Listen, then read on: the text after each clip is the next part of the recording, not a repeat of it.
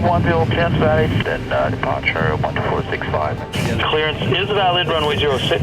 Contact Montreal departures on 12465 Airbus.